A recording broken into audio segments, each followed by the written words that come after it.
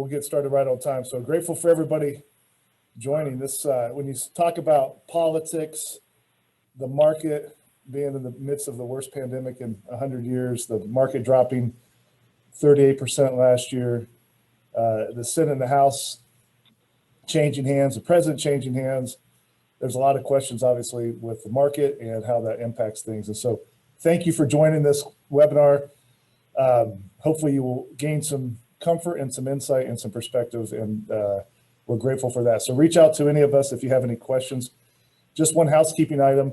There is a Q&A button, and so we'll try to do our best to answer questions in the time we have. And if we don't get to them, we will save those, take a snapshot, and then get back to the unanswered questions. But we'll do our best to answer those. And I am super grateful that we were able to have Chris Jenkins. I was joking with Chris because he lives about 4 miles from our office here in downtown Franklin with his 5 kids. I've been friends with Chris for 20 years. He is been a senior vice president at American Funds, which is a part of the Capital Group, which is one of the largest investment firms in the world. Chris has been in the business for 26 years. He's one of the smartest guys I know, which is pretty impressive. He's certified investment management analyst to CIMA designation, which is the toughest thing to get in the investment world. He's our direct contact for our team with anything about Capital Group or American Funds and investment perspective. They literally have offices throughout the world. They have over 7,000 employees, manage just shy of $2 trillion, which makes them one of the top 2 to 3 largest investment firms in the world. They're known for their intelligence, for their on-the-ground fundamentals, and their really student investment philosophy over the last 75 years. So, Chris, as we transition this new administration, we're thankful for your perspective from Capital Group and American Funds. So appreciate you joining. We will turn it over to you. And then just as a reminder, please hit Q&A if you have any questions. We'll try to get to those after Chris's presentation. Awesome. All righty, Jeff, thank you. Thumbs up. You can hear me? All clear? We're ready to roll? Yep. We've done this a time or two. Hey, thank you for the opportunity. I'm reminded as I was preparing for this of, I guess the easiest way to think about it was, what was it, Charles Dickens, The Tale of Two Cities. It was the best of times. It was the worst of times. Now, I'd be hard-pressed to argue it was the best of times for any of us last year, but we do need to acknowledge the stock market, and as we all sit here today, it's effectively the wealthiest we've ever been from that perspective. And worst of times is everything else that happened to us last year. And my job, as Jeff referenced, is to give you a little bit of perspective, not only maybe a little bit of a look back, but certainly look forward where we see some opportunity. As Jeff mentioned, I'm one of 7,000 employees at Capital Group, and my job is to take a lot of the different perspectives from the 300, 400 some odd investment professionals around the world and kind of condense it into an outlook, into a view of where we see opportunity. There is no house view at our company. There's lots of people that may take the other side of some of what we're going to share, but I do think this is going to be a plurality of views as we move forward. And let me start with the image that's on your screen right now. This is very purposeful, is this idea of a lighthouse. And I ask that you consider, as we think about this notion of a lighthouse, there is an old apocryphal story. So I don't know how much truth there really is to it, but there's this old apocryphal story of a naval captain who was awoken in the middle of the night by his crew because there was a light ahead, and they were convinced the ship was in their sea lane coming right at them. So he could wake him up, and the admiral gets on the radio, and radios ahead that they're one of the largest naval ships in the fleet, and suggested they may want to get out of their way and ordered them to move 20 degrees north. Well, they responded, hey, you move 20 degrees south, we're not going anywhere. This went back and forth for a moment. Finally, the admiral said, hey, I'm one of the, again, the largest naval fleets in existence with the full firepower of the U.S. Navy behind me. He said, I'm commanding that you move, to which they said, hey, we're a lighthouse. You make the call. And I think I want that to serve as a visual for our conversation, because whether it's 2020 or 2021, I hope not, but other past years, things get in our way. And it's not so much that things get in our way, it's how we react to them. I would say that success for 2020 was staying on course. Yes, we had to deviate a little bit, but as you'll see as we walk through it, maintaining our focus as investors on our objectives. That's Jeff and all the advisors at Southwestern's job, is to make sure you have a very specific specific objective, and we don't waver too far from that. And I think that's important. That serves as a backdrop. So with that as backdrop, here are the two roads I want to walk down today. I want to spend a moment, because Jeff referenced it, I want to give a little bit of context to the election. Not maybe a little bit more of a historical view. Certainly we'll address some of our views as we move forward and their impact from a market perspective. So spend a few moments on that, and then share some of our outlook. What do we see as we move forward? What lessons did we learn from last year that we can apply as we move forward, and where do we see investment opportunities as we move ahead? So with that, I'm going to shift views real quick here. This may take a moment to shift some things around, Jeff, so just give me a second here, and we'll see if this will play well in the sandbox here. I want to shift views. Let's tackle the election first. And I think we did something last year, and I'll pull this up real quick and give a little bit of a historical context to elections. And again, I know it's top of mind. It's coming up a lot in a lot of conversations. I'm sure you guys are thinking it as well. So we'll just tackle it real quick. And it's really more of a historical context of past administrations. And if I could highlight this chart that is on your screen with one phrase, very technical phrase here, and deeply rooted in the investment world. But it's the idea that hating the government has been a lousy investment strategy. Let me say that again. Hating the government has been a lousy investment strategy. We went back and looked at 22 election cycles since 1932. So that would have been FDR in 1932. And from 1932 till today, what we have noticed is no matter what party is in power, stocks have found a way to go up. And I think that's an important consideration, just to give, again, historical context to it, that no matter who's sitting in the White House, we've had a reasonably good period for stocks. Not every day, certainly not every month or every year, but the trends generally are pretty good, particularly when there's a transition of power. So let me give context to this. We went back and looked at red and blue and looked at what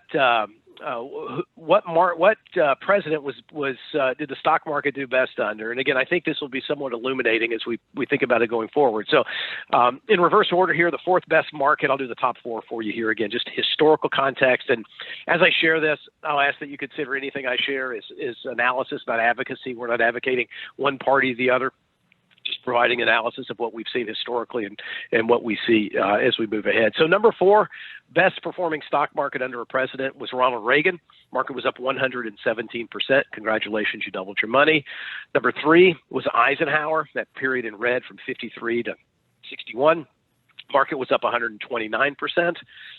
Number two best performing stock market under a president, again, historically speaking, here was Barack Obama. The market was up 182%. And the best performing stock market under a president since 1932 was William Jefferson Clinton, Bill Clinton. The market was up 210%. Now, we bring that up to say this. We're not suggesting because Democrats were in the White House that stocks went up. It's far more nuanced. There's more to it. But history has shown us that we find a way for markets, and again, I'll bring it in current day context here in a moment, that markets have found a way to go up. The second question I get, again, happy to dig deeper into that. I can look at that through multiple different lenses. The other thing I want to share with you, because this is the natural extension that says, all right, Chris, we hear you that there was a Democrat in office, but what about when Democrats control kind of our current political situation, when they control both the White House and and Congress, right, the Senate and the House? What we looked at as well, and what we found is there have been 18 years since 1951 where Democrats have controlled both the White House and Congress, so the trifecta, so to speak. They had all three seats at the table. And here's what we found, that the market on average was up 13.3%. Only three negative years you can see there with LBJ, JFK, in reverse order, JFK, LBJ, and then Jimmy Carter. So even that hasn't really impacted a whole lot. And again, we'll get in just a moment reasons behind that. But again, we think it's important that we consider when we view this through a historical lens that lessons that we've learned. Now, let me bring it to the current environment that we're in, and this will kind of help transition into a conversation on the outlook. And I'll go back into full screen mode here so we can see that clearly. But I will say this, what has, I'll say surprised, but what has been illuminating for us here lately, and this has come up a lot, which is, and I ask that you really think about this as you think about the current environment, markets at an all-time high, what in the world's going on? And I'll tell you what we've noticed, which has been, again, maybe not surprising, but certainly illuminating. is that from election day to inauguration day, so from election day to inauguration day, that period of time was the best period for the stock market. We had data going back again to 1932. By far, this was the best period for the market from election day to inauguration day. From election day to inauguration day, this time the market was up 14.3%. The closest we've had sort of in the, I'll say, modern era was Clinton and JFK both had an 8.8% return from election day to inauguration day. And this is an important consideration because I don't believe, certainly from our view, as we look at it, that that's some sort of an optimistic view of Trump leaving office or Biden coming in. I think they're truly looking at it and saying, what are the policies that we're going to need to be in place as we move forward, and what have those signals been to kind of get us through this economic period? And I think from our view, the market likes what they see. Now, we'll get into some pros and cons of that here in a moment, but I think that's an important consideration. So let's jump into it. I'm going to hit really the highlights. Jeff, I'll send this to you. Feel free to send this out, and we'll hit just some of the highlights of this. But let me start as we're looking forward with the political stuff in the background. Again, historically, it really hasn't mattered. Most recently, again, it's been pretty darn good since election day. So what does the market see as we move forward? Well, there's a couple of things that I think are going to be important. Number one is we feel we've turned the corner from a GDP perspective on a global basis. This is from the IMF. In fact, their new report came out just this week, and they've increased the United States outlook for GDP from 3.1% to 5.1%. So a significant increase since October when they published their last report. The new report says, hey, GDP for 2021 looks good. Goldman Sachs, a well-known investment firm, you guys know them, theirs came out at 6.8%. So again, you're seeing the market, so to speak, line up behind a reasonably good outlook for economic growth. This will be important because stocks go up because earnings improve because there's economic growth, and it's hard to argue, at least from our lens, as we look around the world right now, that economic growth is certainly improved. Now, yes, we had a base to build from, to come on top of from everything that happened last year.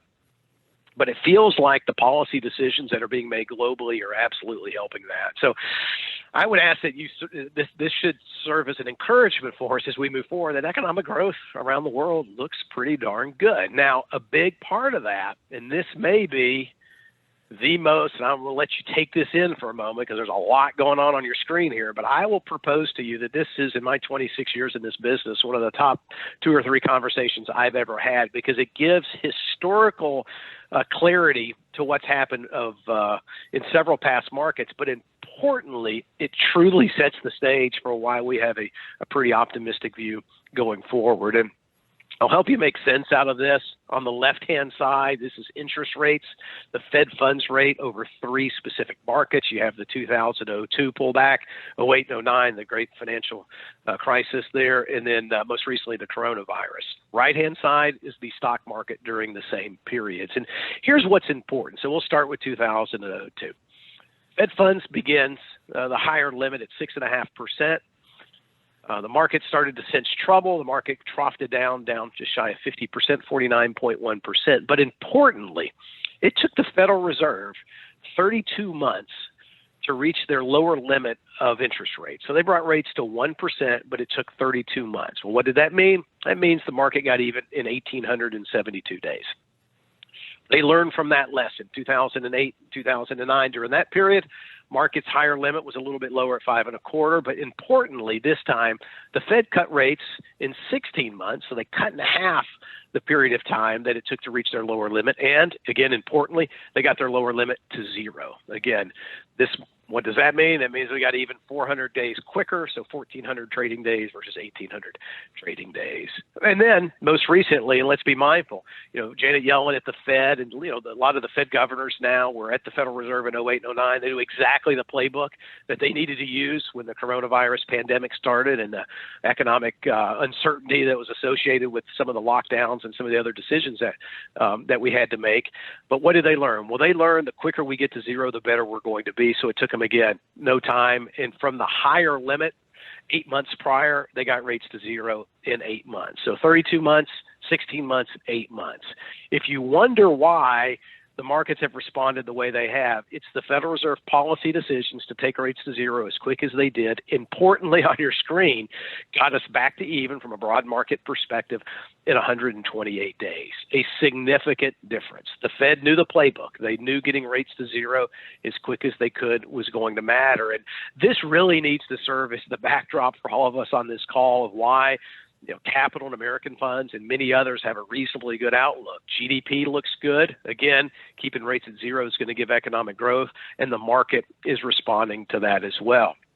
And I think it's important, and I'm going to skip ahead here. I'm not going to hit everything. I'm going to come back in a moment. But I do think it's important. This slide really makes a different point, but I think I'm going to use it for a different purpose here. But I want to remind us all that the last time the Federal Reserve took rates to zero, again, it never happened before, but they did that in 2008 and 2009. It stayed there until 2015. So there is a period where we could see rates staying low. Again, we're not in the rate forecasting business and Fed policy, but I think it's safe to say that the general expectation is that we would anticipate rates staying low for a long period of time. And I think that's an important consideration as we move forward. So economic stability market, they love what they've seen. Again, I'll go back to my reference earlier about the market's response to the from election day to inauguration day with up 14.3%. I think the market likes the narrative that's coming out of the Biden administration, which we're going to keep rates low. And with that comes an extended amount. And again, happy to talk about this as well later. But we would anticipate further government spending, which the market likes that a lot. You should be asking. And again, if it matters, you bring it up in Q&A, debt as a percentage of GDP is off the charts big. There are problems associated with some of these policy decisions, but on the short run, the market's looking at it and seeing it as a generally positive sign. So there's the big macro point. Again, the big takeaway here is rates are zero and probably going to stay that way. The market likes that. And because of that, that should set the stage for reasonably good economic growth. Couple other broad observations, and again, kind of building on some of these thoughts. The next one I kind of want to run through here is, where do we go here? I think this is critically important when you think about portfolios, and certainly I can only speak for Capital Group and American funds, and I think last year we had 18,000, we'll call them virtual visits with central banks and CEOs and political leaders all around the world. Our access to people is incredible in this virtual world we're all having to live in. And I think a lot of the investment decisions at the peak of a market that organizations like ours make are going to be critical. And I think this framework has really helped influence for us kind of how we're thinking about investing in companies moving forward. We don't buy markets, we buy companies. And I think there's an important distinction there. And I think this grid really explains it quite well. So I'll help make sense of this for you. But on the top half of the grid, that's those were some of the secular growers. Those were industries we liked pre-COVID. These are industries that we thought offered some interesting opportunities. The bottom half were industries that were in secular decline. Now, let me be clear.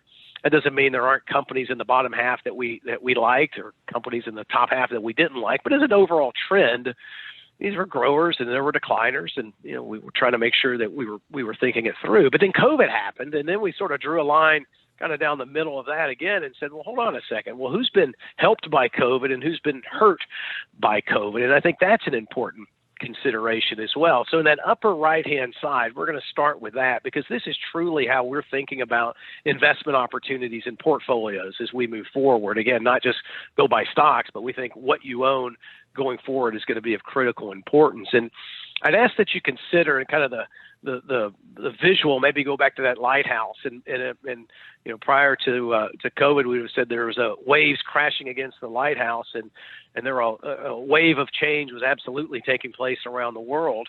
And we were looking for companies that were riding that wave. Well, frankly, that wave became a tsunami. The how quick, and a lot of you experience this in your professional lives every day, how quick some of these trends that were in place really accelerated.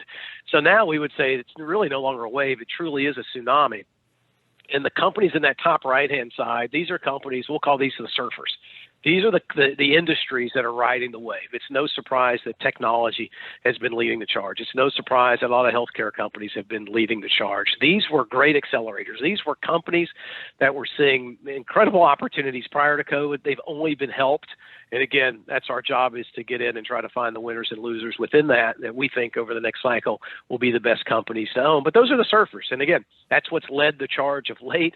I think much has been written about the S&P 500, clearly one of the ways to measure the stock market, and it being dominated by the fangums, right? The Facebooks, the Alphabets, the Amazons, the Netflixes, and Microsofts of the world. They've certainly been on a tear. I guess we could probably add Tesla to that. I mean, there have been, which is not a big part of the S&P, so it doesn't get thrown into that. But I think, there have been very clear winners.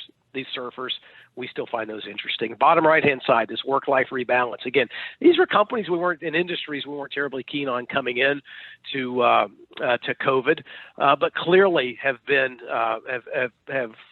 we'll view these as swimmers. They've been swimming right along with that wave, and again, interesting opportunities to maybe exit some of those companies if we all get to return back to our normal life. The left-hand side is the really fascinating ones. We'll call these the sinkers. Now, that doesn't mean they're all going to sink forever, but clearly as that wave was coming through, the bottom left-hand chart, the ripe for destruction, clearly energy companies, clearly retail companies. Those were in a little bit of a state of peril coming in to COVID, and clearly they were hurt throughout this. And again, doesn't mean there's not going to be investment opportunities in there. We spend a lot of time trying to get those right. And then there's these companies that have pent-up demand. Those are really some fascinating ones. Again, those are industries we like. Some of the food service companies, some of the travel companies we liked pre-COVID, but clearly have not done well.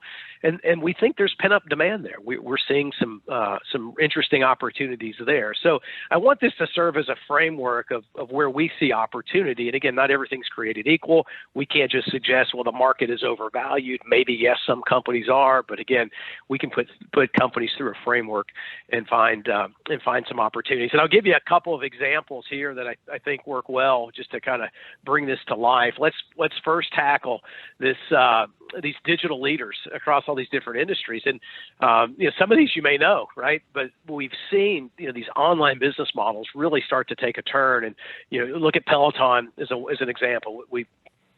Look, I'll mention stocks, most of them we certainly own and significant shareholders. We may sell them tomorrow. And Jeff, I'm probably not going to call you and tell you that we got out of some of these positions. So anytime I mention a stock, I wouldn't read it as an investment recommendation, because again, we may be exiting it at some point, and it's hard to call everybody and tell them. But Peloton's been a wonderful example. I think this trend towards people, exercising and working out is not going away. But look at the difference between a Peloton and a Planet Fitness over the last year. How about buying cars? Again, not a very digital experience historically, but look at Carvana versus CarMax. If those of you in the Nashville area, Carvana's got a facility, for lack of a better word there, I guess in the 100 Oaks area. So again, significant difference there in these companies that have a strong digital shift. And then Nike, a wonderful company. We're significant shareholders of Nike. The stock is done. Again, this would be viewed as a consumer staple company that generally has been tough to shop over the last year. But you compare a Nike to a Skechers, and Nike globally has a very robust digital platform, and its stock has enjoyed some success because of that. So this is an example of kind of rethinking these surfers and swimmers and sinkers. And again, it's our job to get it going. And then one more point on that I think is important to, we talked about pent-up demand in some of these companies, and I got to tell you, this is the one that we're really keeping our eye on, is what is life going to return, when it returns to normal, what is that going to look like for the consumer? And, I mentioned the best of times, worst of times, and it's, again, hard to argue this was any best of times last year, and the worst of times are obvious, and part of that is, we've all been stuck at home, but, this pandemic came with something that no other global economic crisis, and certainly any of our lifetime ever came with, and that was a crystal ball. And what we mean by that is what we've been able to watch in Asia and what we've been able to watch in Europe has helped signal to us how we need to be thinking about investments going forward. And an example of that is what we're seeing in China right now. You're seeing, this is showing just domestic air travel in China, you're seeing that come back.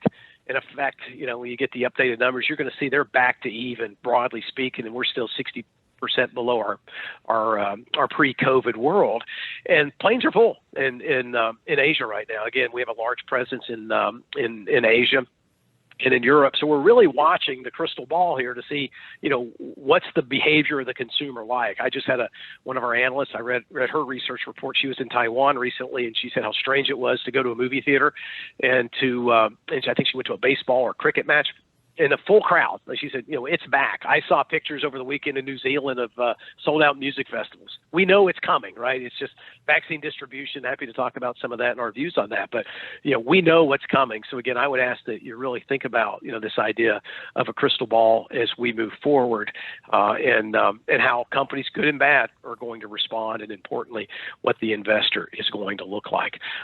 One more thing I want to hit, again, I'm going to send this and we can go through this in great detail in a lot of different ways, but one other area, because this is starting to bubble up, maybe by extension, the questions we get a lot about U.S. levels of debt. Okay, Chris, let me make sure I understand this right, that rates are going to be zero, debt's probably going to continue to be high as we bail ourselves out. What does that mean to the U.S. dollar? And a lot of you that may have businesses that operate on a global scale will be feeling this in different ways. There is a view out there that we could anticipate weakness in the U.S. dollar. This chart just shows that the dollar tends to move in cycles. What does that mean? That means for those of us that have assets outside the United States, or us who we invest in multinationals outside of the U.S., that could put them in a reasonably competitive position going forward. So I would say over the next cycle, be careful in the short term too much, but I think over the next cycle, I would say we would have a reasonably good outlook for markets and investment opportunities outside the United States. In no way does that suggest we need to take all our money in the U.S. and go put it outside the U.S., but just recognize that, we're going to find, we think some reasonably good investment opportunities outside the U.S. So with that, Jeff, that was the highlights of what I wanted to share. I certainly have time for some Q&A and can go into great detail if you would like. So if I can, let me kick it back to you, and I'm sure we may have some robust questions here. You got a ton of folks on here, so take it any direction you want. Well, thank you. I just as a reminder, if you have any questions, if you please would type them in that Q&A box. I had a couple pre-questions, and Chris, you touched on them, but I think they're interesting. One, the U.S. stock market has outperformed the international markets quite a bit for the last decade, call it. And I think your original slide, or one of the first ones, kind of showed that the forecast might be stronger internationally. But do you think it's time that the U.S. gets outperformed for the first time in a while from the international markets? Is the first question. Yeah, I'll be careful with that. I think it's a fair question. I think it's a good a topic we need to discuss. So I think it's fair. Yeah, I think when we look broadly outside the United States, GDP growth is on the margin a little bit better than it is here in the United States. So yes, we would say the economic outlook overseas is good. Here's the problem, Jeff, that we keep coming back to is a lot of the companies that we like, I won't say industries, but I could get real specific with companies if we needed to, are in industries that are U.S. dominated, right? So let me explain that. Jeff, you've traveled all around the world. A lot of us on this call have been fortunate to be all around the world. I cannot name you, nor can my company name you, the Amazon equivalent outside the United States. We couldn't name you the Netflix equivalent outside the United States. Candidly, if you take Russia and China, which are closed systems, so exclude those, this is a U.S. dominated story. I mean, I can't find any competitor to Google. There is no international equivalent of Google. It's Google, right? So I think it'll be interesting moving forward in that U.S. companies are still in a lot of industries that we like are going to dominate. So when we say we like what we're seeing overseas, I think it's the consumer overseas that we're really interested in. And a lot of those consumers are going to be consuming U.S. products, right? If that makes sense. So yes, we do like the outlook, and there are wonderful companies. I mean, I could, let me show you an example of that real quick here. I mean, here's a great example. I'll give you two on the global thing. Look at like, we like this idea. And again, this comes up in Q&A a lot about, energy and some of the politics associated with it.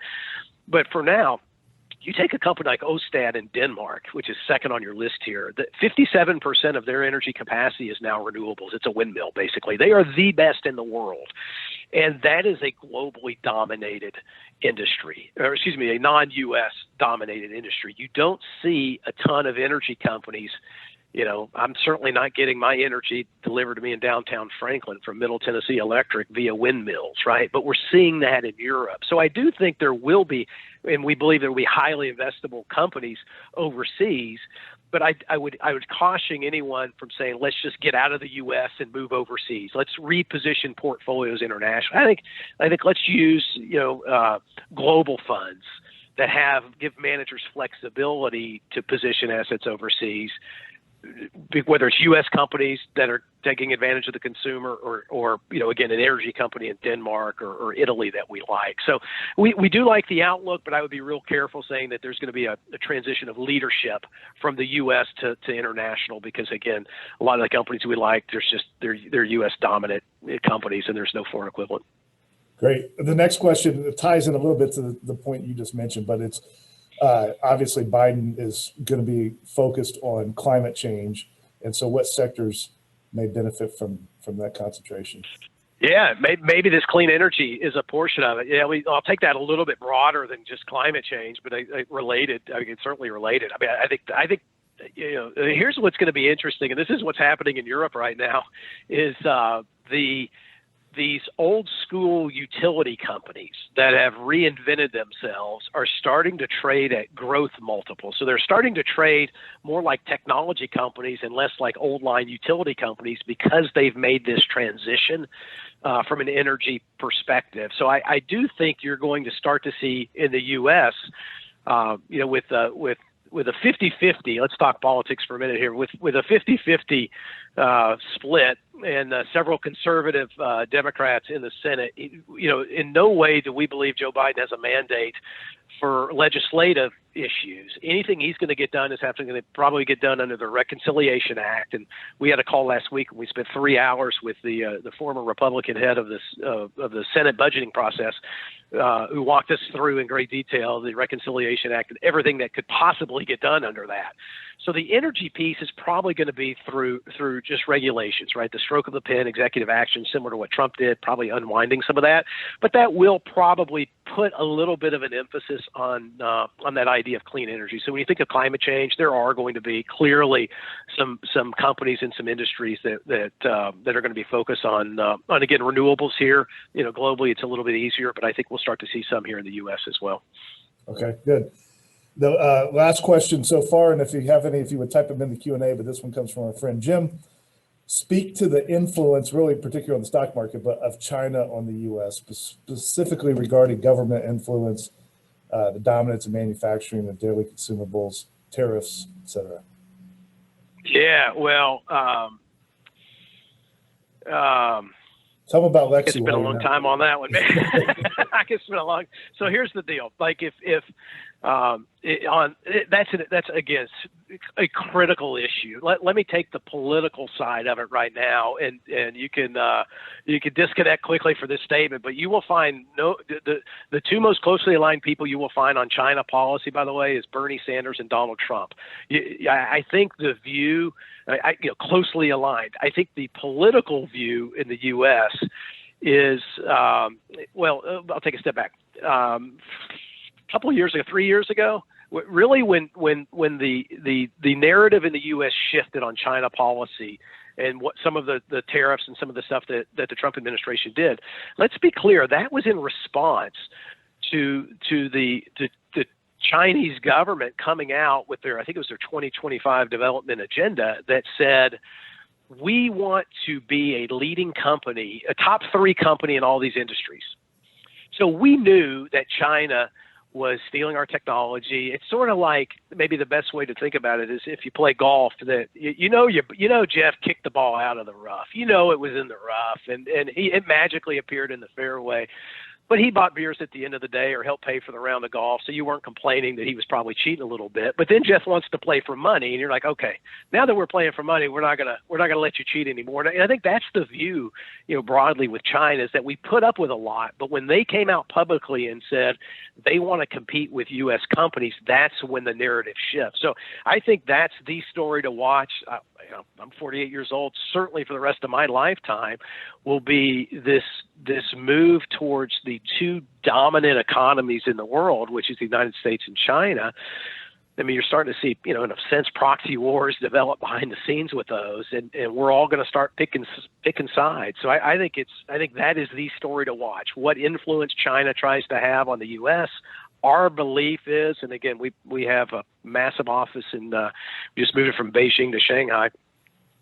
For reasons that are investment related that are interesting, but I think our view would be China recognizes that we need to coexist as global empires, and they need access to our stuff, and we need access to their consumers. So we want to kind of keep that relationship as best we can. So I think we're going to figure out a way to coexist, but clearly those are going to be the two dominant, economic powers. And, it'll be interesting to see how it develops, certainly with a new administration that we think will be similar to the past administration. So I hope that gives a little bit of color to it, but that's the $1 million question. And look, if you ever get bored, we could pull it up, Jeff. I've never thought to do this in one of these Zoom things. I won't do it, but if you ever get bored, Google China Belt and Road Initiative. And that's that shows you China showed their cards pretty quick on what they're trying to do around the world, where they've basically paved, and it's the Belt and Road Initiative basically is opening up distribution channels for all their product up through the Mount Mongolia, Kazakhstan, and it all ends in the Netherlands, in some town in the Netherlands, and then the shipping lanes that come south all ends up in the Netherlands, and then they paved a road. So you've got railroad traffic, you got paved roads, and now you got shipping, and it all meets over in the Netherlands. So they've built the infrastructure to distribute all their products. So it's going to be interesting to see what happens over the coming years, which is why, again, I come back to it. Having a global perspective is absolutely going to be critical, because there are wonderful companies outside the U.S. that don't have some of the political strife, we'll call it, with China, and those are highly investable for us because they're doing business in China. Good. Chris, could you speak a little bit on the digital currencies, Bitcoin, et cetera, and the pros and cons of investing in those in portfolios? Yeah. So yeah, we kind of, I think there's two things. One, let me go back. I know you didn't know this was in here, so I'm going to see if I think it's ahead. Let me just acknowledge that this isn't Bitcoin, but I think this will show you, we recognize that digital payments, and in China they call it dirty money, and moving away from dirty money, like we get that that's happening. So I think there's two issues here, that there is this global digital thing that's absolutely taking place. What this chart really shows is sort of how Asia is going to dominate, digital payments, but that's more still using, I won't say the banking system, but using a currency-based system, right? So we see that growing substantially. And, whether it's Venmo or, lots of different ways to transact money, PayPal, everybody's doing that. So I think that trend is alive and well. I know that's not exactly your question, but I do think we think that's important. As it relates to Bitcoin, so two thoughts. One, it's not a security. Because it's not a security, we don't invest in it. And because we don't invest in it, we don't publish a whole lot of research on what we think the price of it should be. Now, that being said, I do think that there is a lot of excitement and interest at our company in the fundamental backbone of cryptocurrencies, which is the idea of blockchain. So our view would be blockchain is going to be the real winner in this stuff, and how companies tend to use that without us forecasting what Bitcoin's going to be. I can tell you my son, who's at the University of Kentucky, is proud to tell me he has $28 in his account in Bitcoin. I have no idea how he's transacting business in Bitcoin. He also texted me yesterday and wanted to know if he could buy GME, which is GameStop. If you haven't followed that story over the last 3 days, that's a rabbit hole you'll never come back from. So I don't want to compare those two, by the way, but I do sense that, look, if it's an interesting story, but it's similar to gold in our opinion, that we just don't know what fair value is going to be. And look, Bitcoin could quadruple from now, and that'd be a wonderful investment, or it goes completely the other way. Because it's not a security, we still take a position on the price of it. But again, we love the idea of blockchain and the fundamentals behind Bitcoin and some of these other cryptocurrencies. We totally understand that, but just it's because it's not a security, we don't invest in it. Good. You touched on this in a second, but the next question here is gold and silver. How's that compare to stock? How's that compare with inflation? Yeah, that's a good question. Gold's at an all-time high. I think it was 2 days ago. I don't know what's done the last day. I haven't looked at it. It's a similar thing. And whether it's Bitcoin, GameStop, since I made a joke about that one, or gold, I think the most powerful words I've ever learned in investing is some. So I would never encourage anyone to own, different securities or different, asset classes like that. It's just, an example would be we're one of the largest shareholders, Jeff, of Barrick Gold right now, which is one of the largest golding mining companies. And through our last report, again, we may exit it, so don't do anything with that information. But I think we owned over 60 million shares and one of the top shareholders. So we see the advantages of, gold is an interesting one as a store of value. We generally prefer to invest in the mining companies that have revenue that we can model, that we have a better sense of, than those directly tied to bullion or to an ETF trading around it. But again, the question's coming up. I haven't looked at silver, so I won't go down that road. But I've certainly looked at gold, and again, it's effectively at an all-time high. And generally, we get calls when things are at an all-time high, never when they're at an all-time low. So read what you want into that statement. It's been a while since you've had the guys out there doing the big boards that say we buy gold, but it's coming back a little bit, which usually is an indication that that's kind of the top. We've got a great article, and if anybody wants it, please shoot your advisor an email. But it's an oldie but a goodie. I think it's from 2012, a Forbes article where they interviewed Warren Buffett about stock, and Buffett said that if you took all of the gold in existence that's known to man and put it in a ball, it would fit in the infield of a baseball field. It doesn't really have any value other than what maybe some ownership of currency. Or you could trade that in, and for back then you could have three, I believe, of the world's most valuable company at the time, which was ExxonMobil, and all the farmland in the United States, and an extra $1 trillion of walking around money. And his point was, would you rather have all of the oil, all of the farmlands, and money, or would you rather have a pile of gold that really has no value? And his point was that long term, it's only a potential hedge to inflation, but not a real value. But Drew and I have had an interesting experience in the last couple of weeks. I'll share with you. We've had a client's father who was a dentist, and so when he would make the gold fillings for his patients, he would take the little dust particles and add it up and gather it. And over time, that became a decent size a piece of gold. And there was a guy that would travel around and trade him those gold dust pieces for little minted gold coins. So her dad's getting older now, gave it to them. So they got a shoebox of gold coins a month or so ago and called Drew and I and said, well, what do you do with it? So it was about $100,000 worth of value in this gold box. But kind of like Dave Ramsey always says, when you have a civil war or a hurricane, having gold is not really a value. You can't trade it. You can't pay food with it. Just watching them have to try to change this $100,000 worth of gold coins in Green Hills and actually walk out with money that they felt was fair and safe actually was a fiasco. So it's just a little bit of when you really have to try to make a trade with it and exchange it for something of value. How do you go about doing that is complex.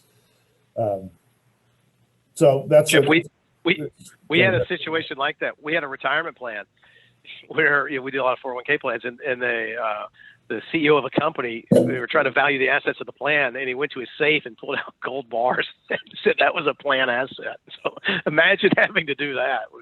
Sell them.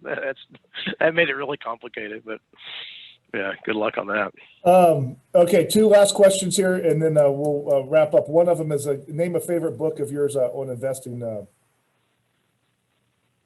Well, I'm reading a ton. I'll tell you the one I'm reading right now is Talking to Strangers by Malcolm Gladwell. If you like Malcolm Gladwell, I'm reading that one right now. That's a good one.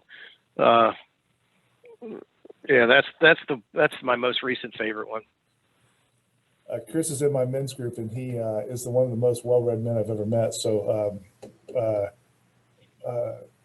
we'll let you think of another one, but we love Malcolm Gladwell. All right, last one. Thank you for the opportunity to ask questions. I'm a young man with a young family and children. What are some main challenges, top concerns for the market for the next 10 years, say, and then maybe 50 years from now? I think the advice you're going to give Chris is going to be dead on what you would also do to a 70-year-old, but I'd be interested in your answer. Yeah, I think, it's, yeah, you're right. It doesn't really matter your age.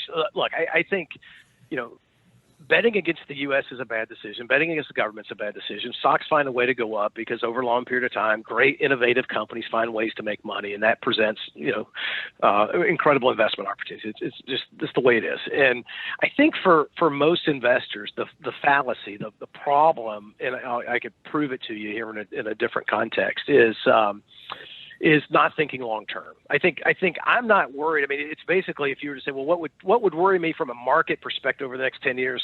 We could be here all day talking about things that would worry me. The debts part of it.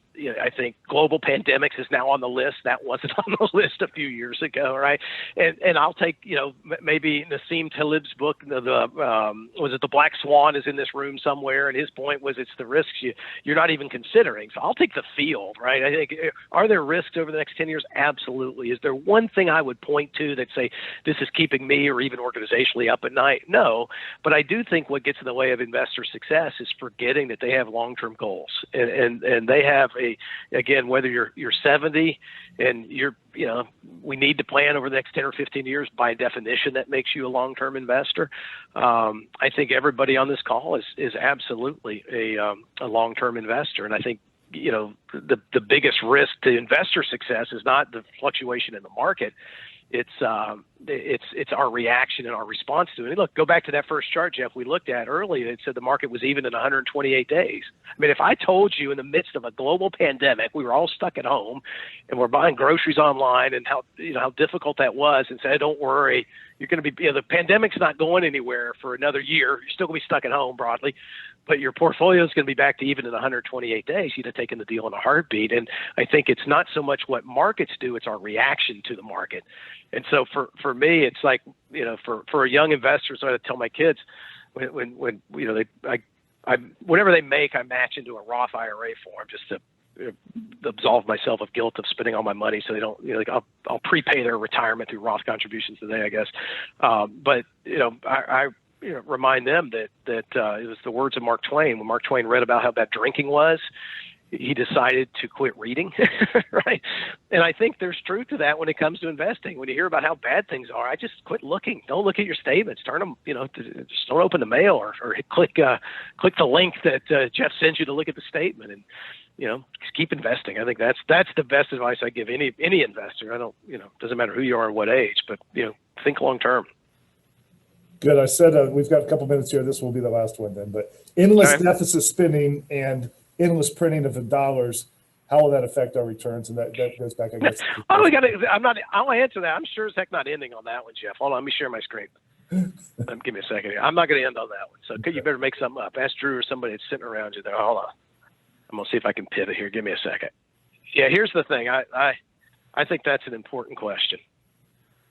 Give me just a moment here. I want to bring something up on that. Yes, that's, if you made me pick something. All right, let me share my screen again. Bear with me 1 second here. I'm not ending on this, Jeff, so you got to come up with something fluffy. Here it is. Look, this is the question, right? This is the topic that says, all right, debt as a percentage of GDP.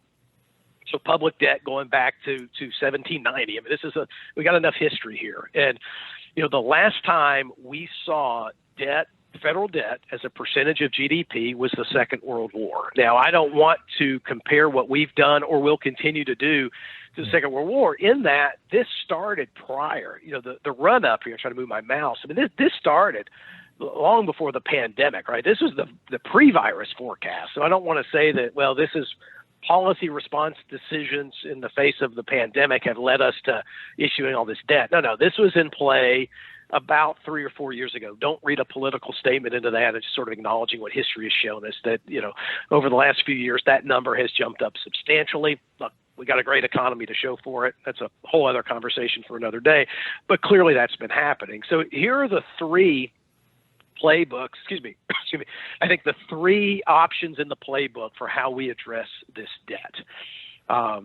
And two of them I'm not a fan of, and so the truth is going to be in the middle. But let me address it because it's out there. Number one, you've heard this. You can Google it.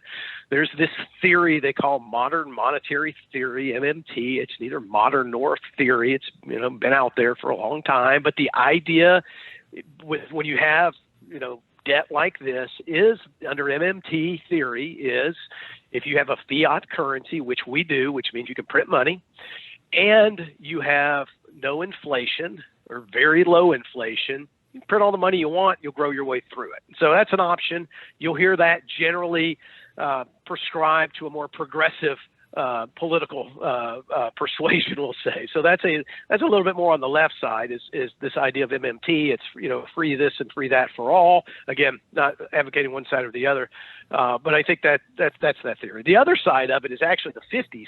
It's on your screen here. It's not good either, which is you inflate your way, the reflation trade they call it, which basically says, well, if we have enough inflation, that will cure the problem. Well, a lot of you will remember, I only do anecdotally more than anything, gas lines in the 70s and out of control inflation. I have my grandmother's CD somewhere in here from 1981 at 15%. Why? Because inflation was 13%. Well, that's not a good idea. That's what happened, how we got it under control past the Second World War, which means the truth is probably somewhere in the middle of those two, and it's this, Jim. And maybe we can leave this on a positive with this statement. Well, no, this is not positive either. But I think it's if we can keep rates at zero where they are and manage inflation, which we are. I mean, I haven't looked this morning, but yesterday the 10-year outlook on inflation in the bond market was 2%, 2.1%. So there is muted inflation. And I can talk about why and all that. But inflation seems to be muted right now. If we can keep inflation low, that should give us good growth. And this is maybe the negative side. And it would not be surprising if we see some sort of robust tax reform moving forward. We got to pay for this one way or the other. So I think you would start to see, probably not this year, potentially this year, but certainly next year while Democrats have control. If they're going to get any tax policy done, they're going to have to do it in the next 2 years. This year's not great. Biden's told us that privately as well, and his people have told us that they're not interested in a robust tax policy until you have more economic stability. So I think next year you could probably see a little bit higher taxes and keep inflation low, and you grow your way through it. That's the playbook for this debt problem is that. So a little bit higher taxes that don't kill growth, and just enough inflation to kind of put the combination of those two, and we're good. Well, that's real and not overly negative. I think that's critical. When you look at this concept, it's going back to most of our clients or retirees and trying to weather the storm for the next 20 years. And to your point of having cash while it's not going to earn anything, we're pretty sure that those bank rates are not going up. They're going to stay low, which is part of the reason why the stock market's obviously has done well. And a big reason why is because there's no money to be made in the low interest money market accounts. Commercial real estate, other things are probably going to be depressed. And so money is going into the market because that's been the only place recently to make any money. But that doesn't mean that we shouldn't have a bunch of cash. And one of the interesting things to us is focusing on having cash eliminated really any of the volatility impact of the last year, right? If you were withdrawing money, but you had cash, you didn't have to sell when the market was down 38%. You actually could go to sleep in January, wake up in December. Everybody was complaining the market was down 38%, but it had zero impact on a retiree that has money that they can withdraw from. So that's an important thing, and I think we just want to continue to stress. And then the other part of that, Chris, of real practical things we can do is just taxes and trying to minimize the tax impact. It's always critical, but particularly when it looks like the tax rates are going to go up. So anything that we can do to obsess about tax reduction with our clients is something we need to be very mindful of.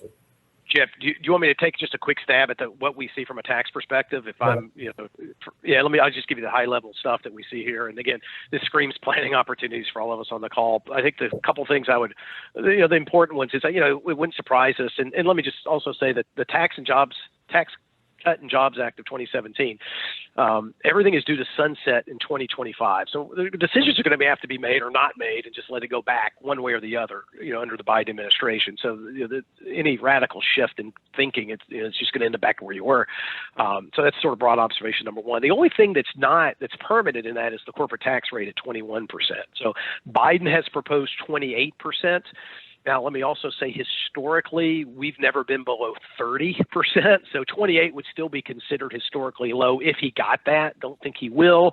Again, maybe the compromise is 24, 25, not dramatically, different than, easy for me to say, but I think, keep your eye on the corporate tax, but nothing you can really do about that from a planning perspective, to my knowledge. Second is the income tax rate. I would anticipate for high earners, which they're defining over 400,000. I would anticipate that to go back up at some point when they get a robust tax policy. I think that will happen. I think the other interesting one, whether it happens or not, is the increase in capital gains tax. The threshold amount is actually $1 million. So if you have $1 million in adjusted gross income, but be mindful, a sale of an asset could put you may not make $1 million a year, but you sell $800,000 of an asset that could put you there. So I think, keep your eye on that one. And if we start to see signs of it, you make, if you're, example there would be if you have an asset you're considering selling in a couple of years, probably if you're starting to get traction that's going to happen, you may want to, I think Warren Buffett said earlier, be certain of a good thing than hopeful of a great one. Want to be certain of 20%, then the potential for that go to 40, which is effectively what they've proposed. And then the final two things is a can of worms here, but one, there's the idea of maybe an elimination of the stepped up basis, and we won't necessarily go down that road.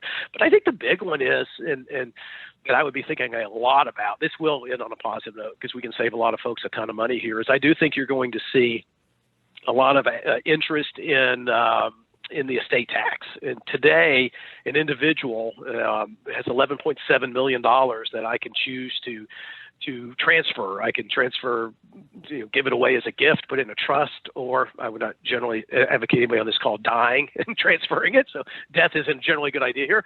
But 11.7 million is your number this year. And with portability with my spouse, you get to double that. So I don't think that's going to stay there forever. That is one that you can take advantage of this year. You can put money into a trust. There's lots of wonderful ways that you can sort of gift assets and still maintain control. I think there will be a absolute bull market on trust planning in the second half of this year. I'd probably start on it now. And because Biden has proposed $3.5 million, that's his number. Again, could be 1, could be 5. Who knows where it's going to be, but he's proposed $3.5 million. So if I have a $5 million estate, I better get some help pretty quick on that one. So I think there are some great planning opportunities from a tax perspective based on what we're hearing from the Biden folks. Good. Well, we are right on time. And Chris, this has been very, very helpful. My friend Jim Goodlow said, Chris is easy to listen to and understand. I would agree with that. Although, Jim, I'll tell you, it's better in short doses, 15 to 20 minutes. But I'm joking. Chris is truly the best in the nation that we've ever met. We interact with lots of folks that have roles similar to his, and Chris has been the most incredible partner for 20 years. And so we're grateful for that. We just happen to be thankful that he's local.